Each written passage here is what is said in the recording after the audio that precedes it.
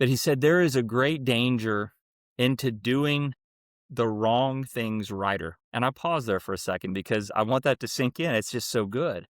I think about most of the motion that I see, and I've said this for at least 20 years in different events and coaching teams. I will tell teams, I'll say, not all motion is forward motion.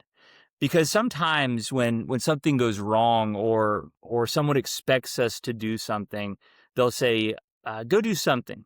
I don't. We got to have something going on. Management's just not going to be okay with us sitting still on this. So go do something.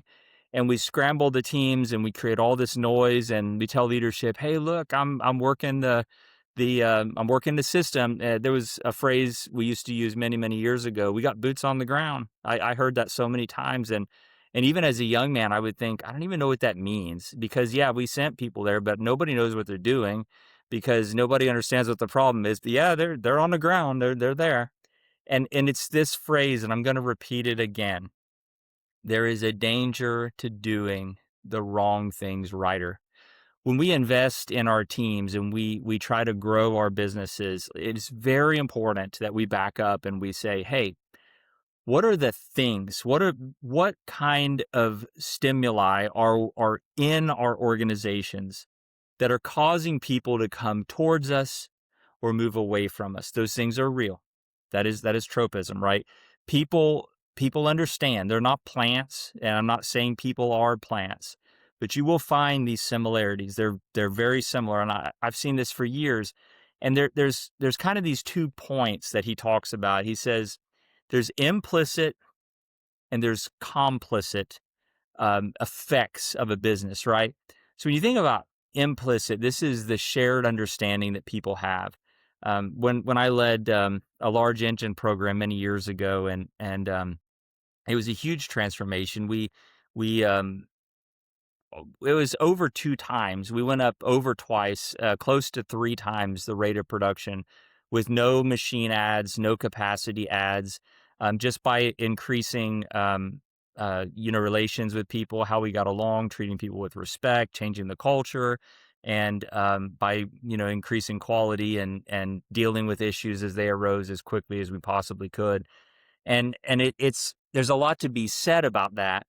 But this idea of it's a shared understanding, it's an unwritten, unspoken agreement about what behaviors are actually rewarded versus what is stated in the company mission statement. Wow. So here's what I see a lot of times in businesses. And one of my mentors, Mark Deluzio, was recently sharing a story on this, and I just thought it was great.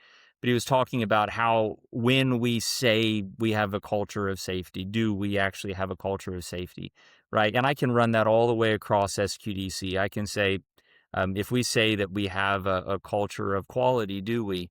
If there's a quality issue and we're behind on delivery, and someone says, "Hey, we've got a quality issue here," do we as leaders feel so much pressure that we say, "You know what? I hate that person for bringing that up because I'm already in a delivery deficit. I've already got the company officers breathing down my neck trying to get me to produce more. The customer's upset." And now you want to scream that we have a quality issue, and that's going to jam the line. It's going to cause more lead time. It's going to make my life more difficult. Guess what? You do not have a culture of quality. I will just save you the time. It doesn't matter what your posters say. It doesn't matter what you say in meetings. It doesn't matter what your t-shirt says. It just doesn't matter. People hear that and they know it. If someone reports a quality issue or compliance issue or a safety issue 2 or 3 times, and every time they're talked down to or they're reprimanded or they're not invited to meetings anymore, they will stop. They will stop.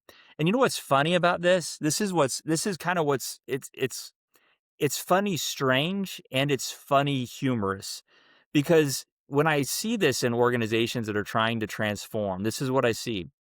They're like, our people don't understand lean.